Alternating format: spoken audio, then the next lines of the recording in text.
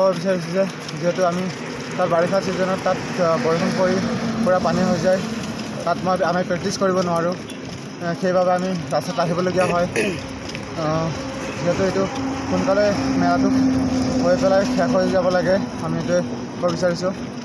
কিমান দিনৰ পৰা এনেকুৱা হৈছে? হয়, আপোনাৰ বহুতে পানী হয়, আঁঠুলৈকে হয়। মেলাটো কিমান দিনৰ পৰা এনেকুৱা হৈছে? সেইটো আপোনাৰ হৈছে এসপ্তাহ 9 দিনমান হৈছে। এতিয়া মানে ৰাজপথত ৰাজপথত আমি প্ৰেক্টিছ কৰিবলগীয়া হৈ আছে। এতিয়া আপুনি কি ক'ব? এইটোৱে ক'ব বিচাৰিছোঁ যে সোনকালে শেষ হৈ যায় আৰু এইটো। মানে আমাৰ ইয়াত ফিল্ডখনত মেলাও ষ্টাৰ্ট হৈ গ'ল। আজি এমাহ হ'ল আমি সকলো মিলি ৰোডত এক্সাৰচাইজ কৰিব লাগে, ৰানিং কৰিব লাগে। এইটো আমাৰ কাৰণে বহুত অসুবিধাৰ বিষয় হৈ গ'ল। আৰু এতিয়া কেইবাদিনৰ পিছত বৰষুণ আহিব, বৰষুণৰ বতৰটো আহিব, আমাৰ ফিল্ডত ইমানখিনি পানী হৈ যায়, আমি একেবাৰে একো কৰিব নোৱাৰোঁ। তথাপিও আমাৰ হিমন্ত বিশ্ব শৰ্মা মহোদয়ক আমি ক'লোঁ যে আমাৰ ইয়াত ফিল্ডখন বনাই দিব লাগে, কিন্তু ছাৰে আজিলৈকে একোৱে একশ্যন লোৱা নাই।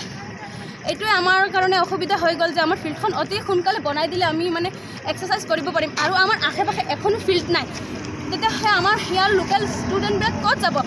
ফিল্ডত ৰোডত কৰোঁতে আমাৰ বডিখিনি ইমান বিষায়, তথাপিও আমি কৰিব লাগে কিয়নো আমাৰ ফিল্ডখন একেবাৰে বেয়া হৈ পৰিছে। এয়াই আমাৰ হিমন্ত বিশ্ব শৰ্মা মহোদয়ৰ ওচৰত অনুৰোধ যে মামাই আমাৰ ফিল্ডখন অতি সোনকালে ঠিক কৰি দিব লাগে, আৰু এই মেলাখন শেষ হ'লে আমি বহুত আনন্দিত হ'ম, যাতে আমাৰ ফিল্ডত আকৌ আমি নতুনকৈ আমাৰ প্ৰেক্টিছখন ষ্টাৰ্ট কৰিব পাৰিম। মেলাটো কিমান দিনৰ পৰা আৰম্ভ হৈছে?